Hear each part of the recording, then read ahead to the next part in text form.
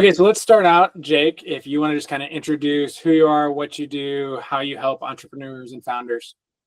Yeah, so my name is Jake Kocher, born and raised in Austin, Texas. Started this business, Aim for Hire, which is a recruiting firm with my brother.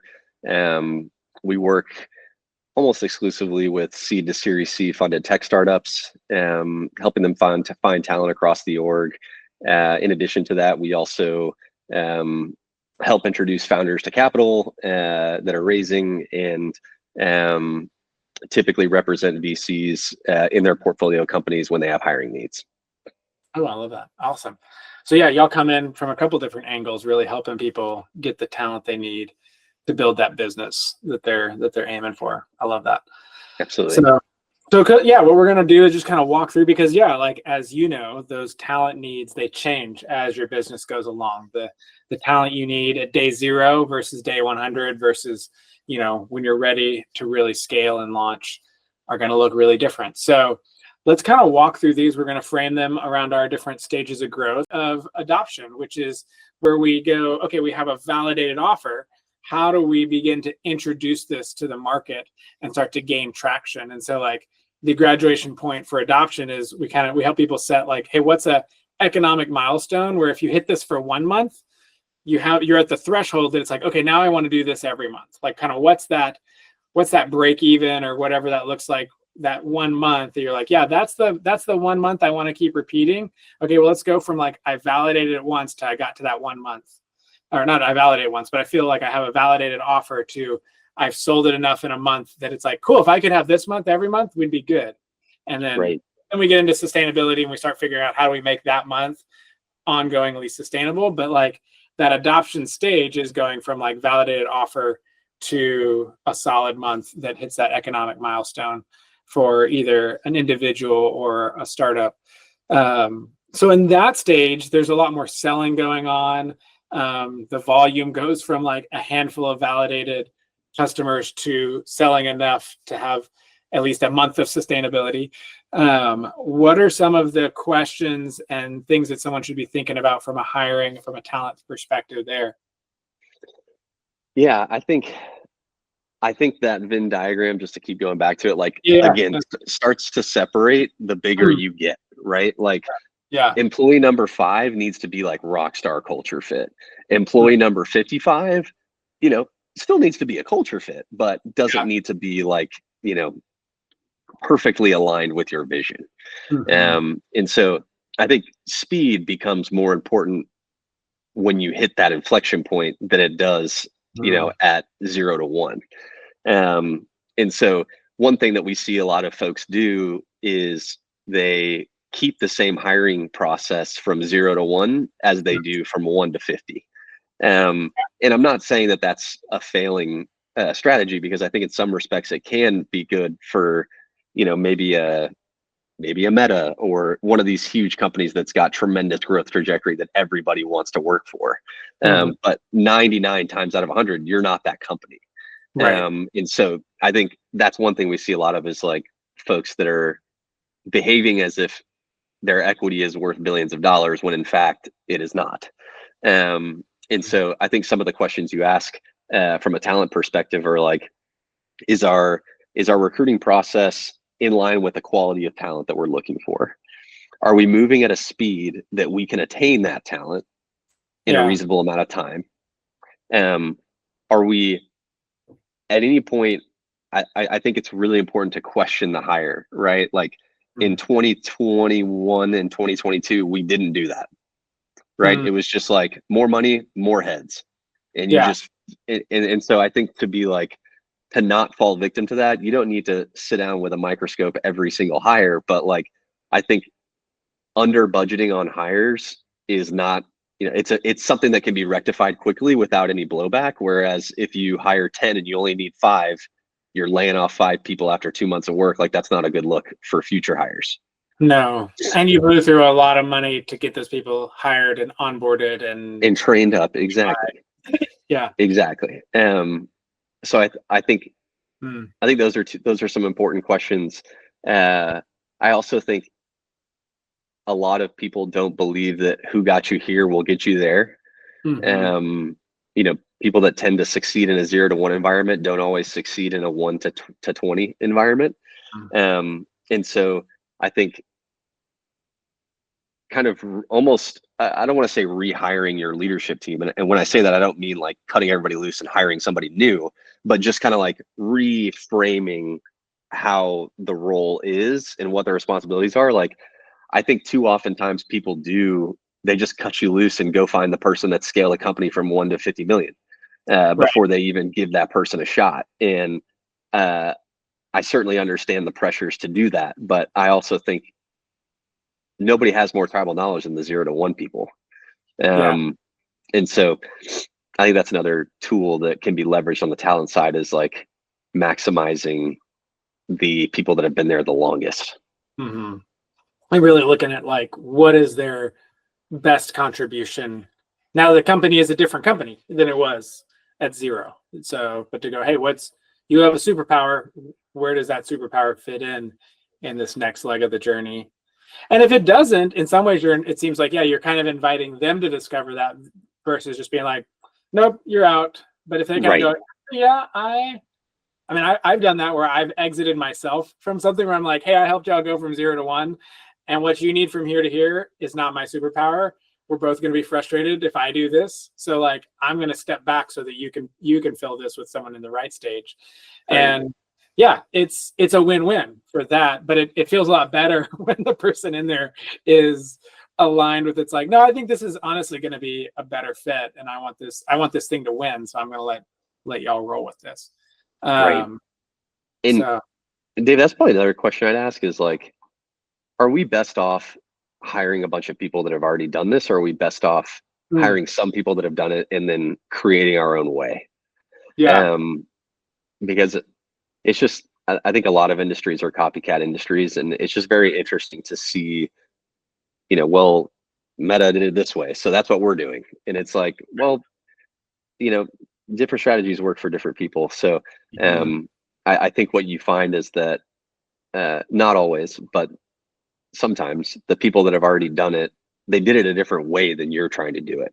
And so it can actually be like negative value instead of positive. No, that's really interesting. Yeah.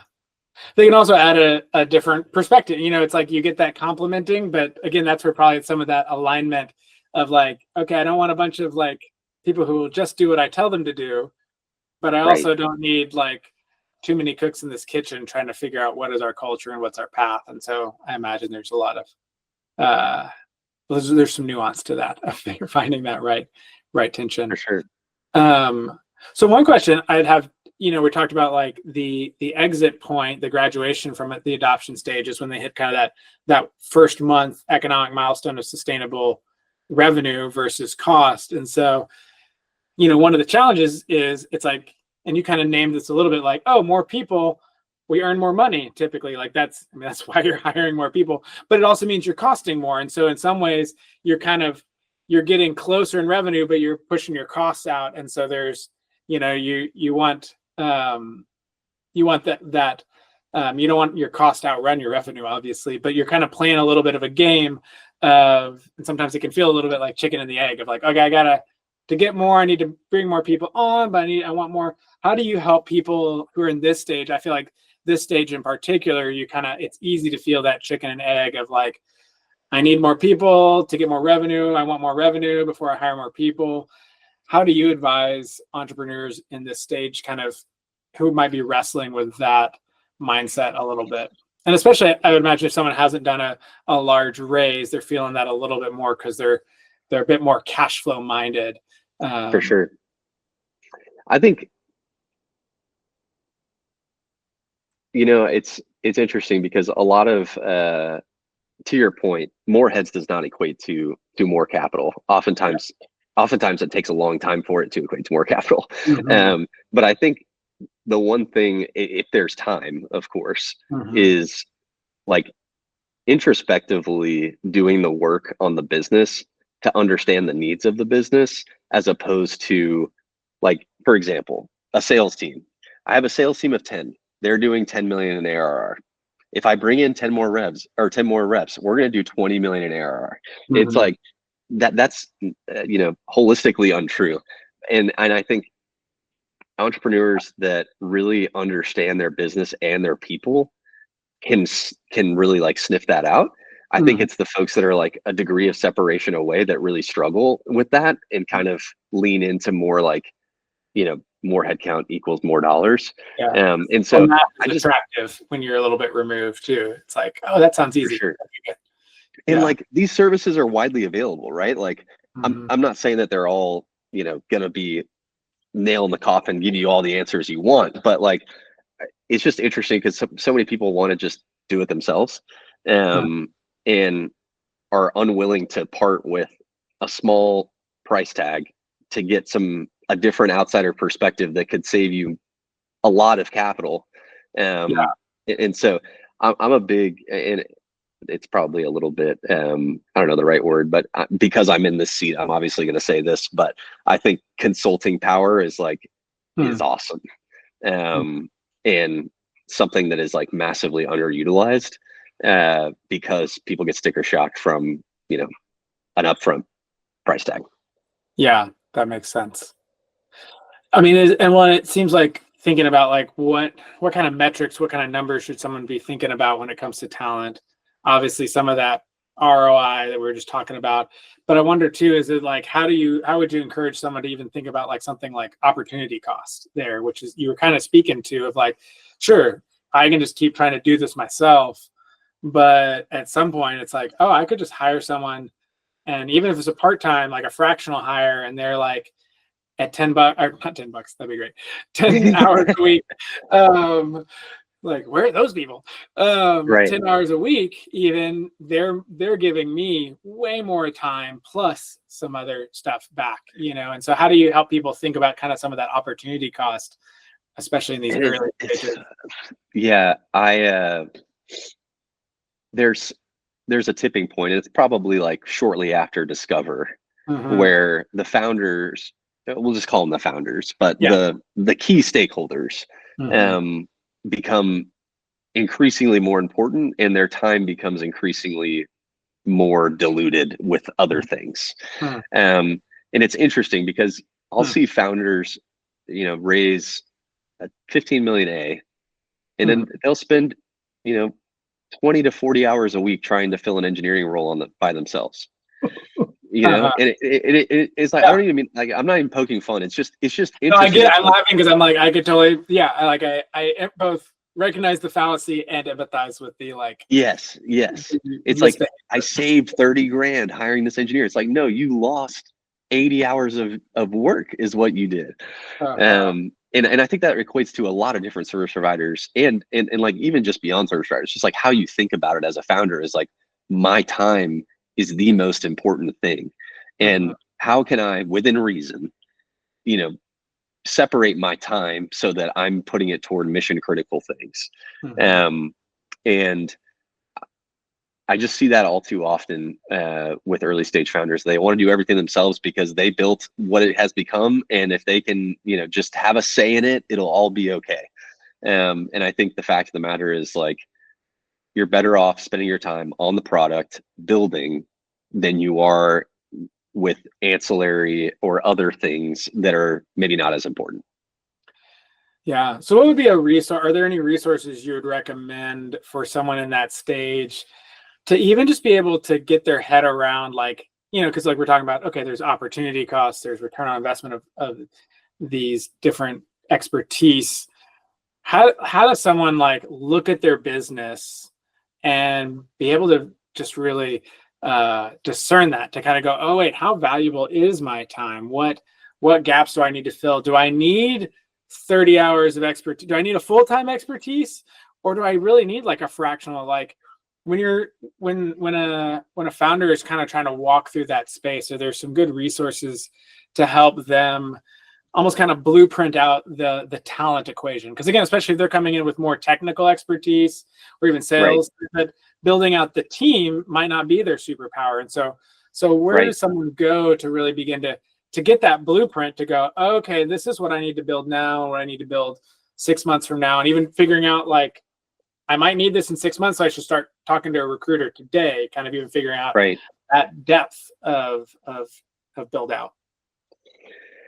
It's a good question. I think some of the questions you can ask are like average time to hire, how much Mm, time is being put into a hiring process, what's our hit rate when we get them to offer stage. And there's mm, some great resources like I don't off the top of my head, like I don't know the websites, but there mhm. are, you can chat GPT that and probably get some pretty solid answers.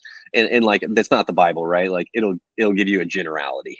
Right. Um, but I think we make some things, we try to like science it, Mm, like make it, boil it down to a statistic or something that we can consume.